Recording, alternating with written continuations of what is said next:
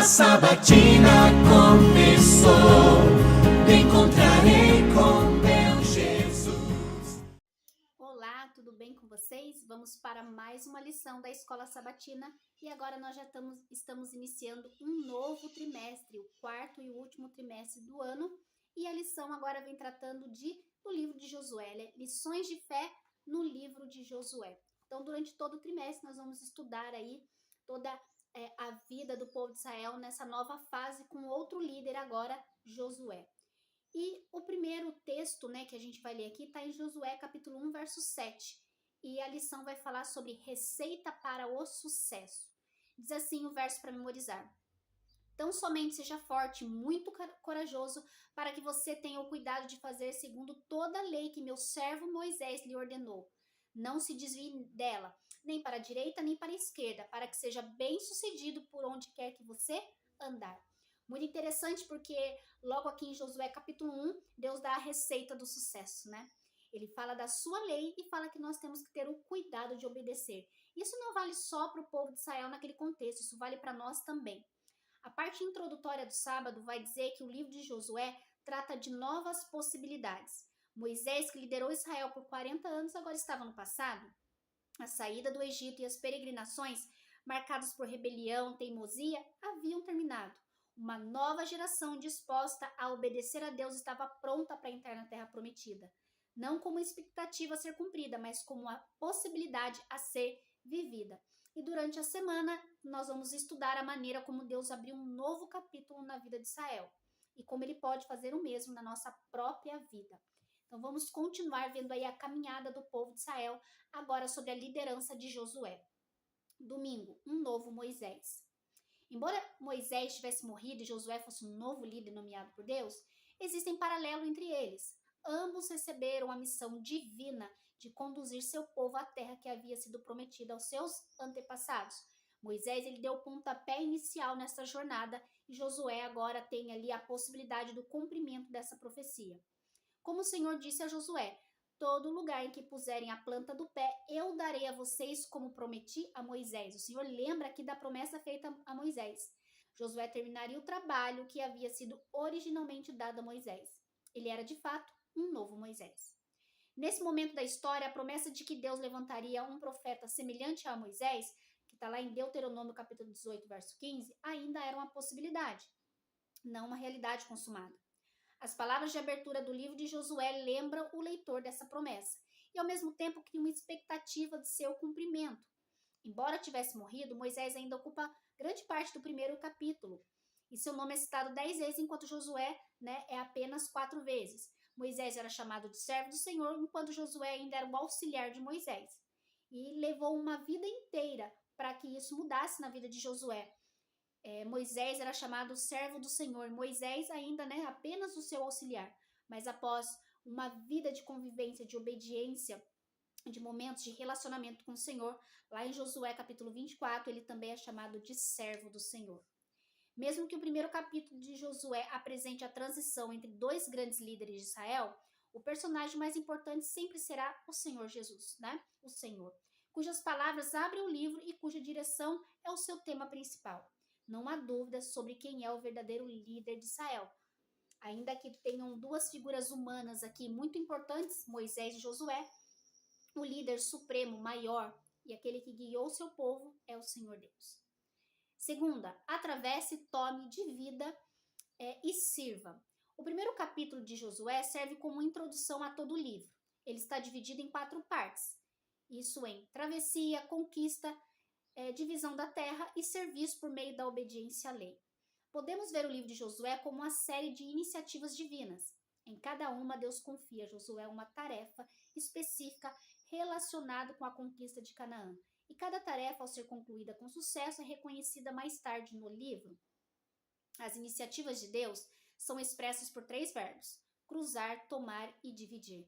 Cada uma dessas iniciativas recebe a resposta adequada na obediência do povo, que deriva da iniciativa final, que é o serviço. Tudo isso que eles faziam tinha um objetivo final, que era o serviço, a obediência ao Senhor.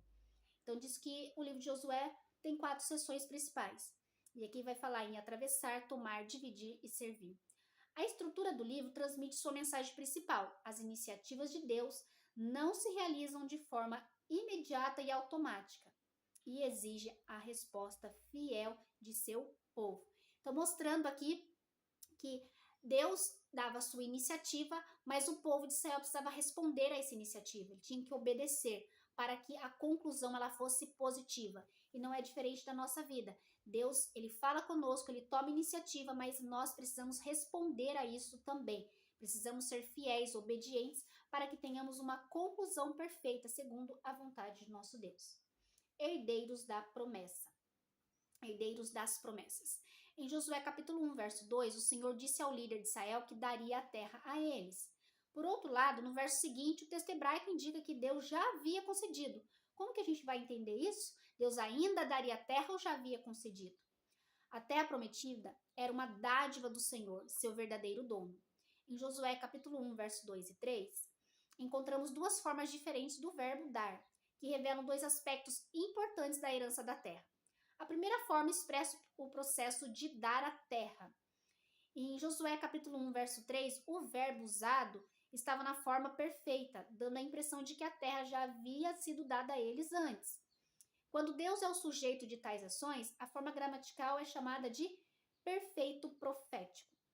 O que Deus promete em sua palavra ela é tão segura que podemos confiar nisso como se essa realidade já havia sido cumprido. E o verso 3 utiliza as palavras no plural, puserem e vocês. Portanto, a promessa não era dada apenas a Josué, mas a cada um do seu povo, do povo de Israel. E o fato de Deus havia feito essa promessa a Moisés mostra que estava dando continuidade às suas ações. Então, o que está dizendo aqui? Que mesmo o verbo indicando que já havia sido dado ou que Deus daria, está dizendo o seguinte, a promessa de Deus, ela é tão real, ela é tão... Nós podemos crer tanto nessa promessa que quando Deus faz a promessa, nós podemos ter certeza que ela vai ser cumprida. Então, como se ela já estivesse sendo realizada naquele momento. Porque Deus ele é tão fiel para cumprir as suas promessas, que mesmo ele dizendo que ia dar, aquilo é tão concreto que as pessoas poderiam sentir como se aquilo já estava acontecendo na vida deles. Nós precisamos crer na nossa vida também, ter essa fé.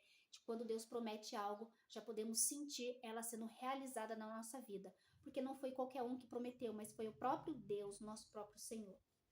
As promessas de Deus não são algo mágico ou místico. Elas não têm em si mesmas o poder de garantir o seu próprio cumprimento. A garantia de que elas se tornarão realidade está onde? Na presença de Deus. Olha só o que diz aqui Êxodo. Em Josué capítulo 1, verso 5. Estarei com você. De fato, a presença do Senhor foi essencial para a sobrevivência de Israel. Lembra toda a trajetória do povo de Israel atravessando o mar, estando ali no deserto? A presença de Deus estava com ele, por isso que eles estavam seguros. E agora com Josué era a mesma coisa. Em todas as batalhas, quem estaria com eles era o Senhor, garantindo o cumprimento. Sem ela, os israelitas seriam apenas mais uma nação entre muitas, sem chamar identidade ou missão especial. A presença do Senhor era tudo de que Josué precisava para ser bem-sucedido. Aqui está a chave para todo o sucesso. Se Deus está presente, se a presença do Senhor está conosco, seremos bem-sucedidos. Podemos ter garantias humanas, seja o que for, mas se a presença de Deus não estar conosco, nós não teremos sucesso nenhum. Seja forte, quarta-feira. A tarefa diante de Josué envolvia desafios que pareciam insuperáveis. As muralhas das cidades de Canaã pareciam impenetráveis. As populações dessa terra estavam preparadas para a guerra, diferente do povo de Israel que não estava acostumado.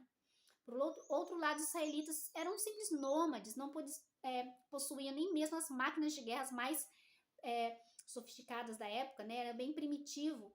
Como que eles iam enfrentar muralhas fortificadas?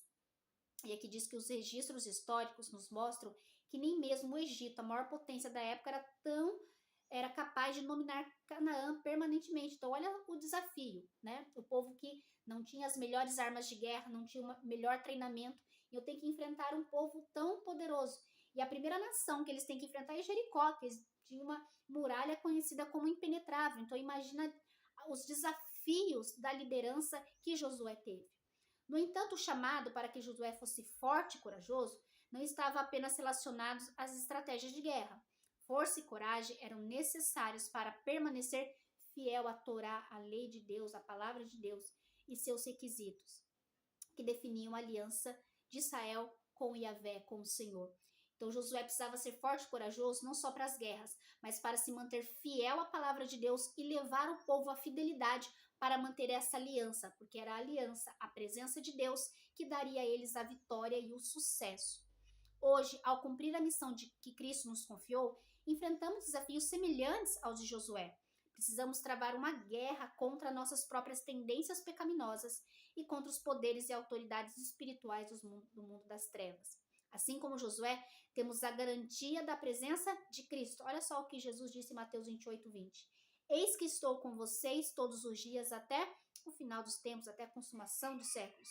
Assim como a presença do Senhor foi suficiente para afastar todos os medos de Josué, também deve ser suficiente para banir nossas dúvidas e ansiedades hoje. Podemos ter diferentes desafios de Josué, mas os medos, as dificuldades, elas aparecem. Mas se nós tivermos a mesma coragem, a mesma intensidade e entender que Josué precisava da presença de Deus e nós precisamos, nós também teremos sucesso.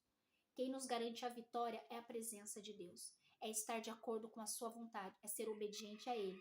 Josué precisava desses requisitos e nós precisamos nos nossos dias também. E para terminar, próspero e bem-sucedido. Nós estamos aqui em Josué capítulo 1. O termo hebraico para próspero significa realizar de maneira satisfatória aquilo que foi planejado ou viver um estado de circunstâncias favoráveis. Olha só que prosperidade não tem a ver com dinheiro, mas era realizar de maneira satisfatória aquilo que foi planejado. E tem um outro termo para bem-sucedido, que também pode significar ser prudente ou agir sabiamente. Isso ocorre também no livro de Jó, Provérbios e Salmos, onde a noção de sucesso está intimamente ligada a agir com sabedoria, temendo a Deus e obedecendo a sua palavra. Então, o sucesso, a prosperidade não estava ligado, relacionado a quanto poder aquisitivo uma pessoa tinha, mas o quanto de sabedoria ela tinha para as suas ações e obedecer à palavra de Deus. Nessa percepção, o sucesso não é necessariamente definido como ter prosperidade material, embora não exclua. O verdadeiro sucesso é viver em harmonia com os valores e princípios espirituais que estão na base do mundo criado por Deus e que são expressos em sua lei. Quanto mais obediente eu sou à palavra de Deus, à lei do Senhor, mais próspero e mais sucesso eu tenho na minha vida. Pensar que a fé na morte expiatória e sacrificial de Jesus em nosso favor se opõe à obediência à lei de Deus é uma ideia falsa e perigosa. Lei e graça sempre andam juntas. Apenas uma compreensão superficial do papel da lei pode levar à conclusão de que a lei e a graça são opostas. Infelizmente, tem pessoas que pensam assim, que quando Jesus morreu na cruz do Calvário, ele morreu para abolir a lei. Sendo que o próprio Cristo falou que ele não veio para abolir a lei, mas ele veio para cumprir, para mostrar como verdadeiramente é o espírito da lei. Então, hoje nós somos salvos pela graça, pelo sacrifício de Cristo na cruz do Calvário. Mas quando nós somos salvos, nós passamos a obedecer a lei de Deus como algo que acontece após a nossa conversão, após a nossa salvação. Eu sou tão grato a Deus que eu obedeço a sua lei e através da sua lei eu expresso o caráter de Deus ao mundo. Lei e o sacrifício de Jesus, elas não são opostas, elas se juntam, se relacionam tão bem, é o que diz a palavra de Deus. Elas não são opostas e nós precisamos aprender a ser obedientes, porque fomos salvos pela graça, salvos para viver uma vida transformada, uma vida de obediência ao Senhor. E que Ele nos abençoe e que Ele toque no nosso coração, que Ele nos ensine, que Ele clareie a nossa mente, nos guie na verdade, para observarmos a lei dEle como algo santo, puro, eterno e que só traz felicidade. Quanto mais eu obedeço ao Senhor, mais eu obedeço à sua lei, mais próspero e mais sucesso eu vou ter na minha vida. Amém? Vamos orar?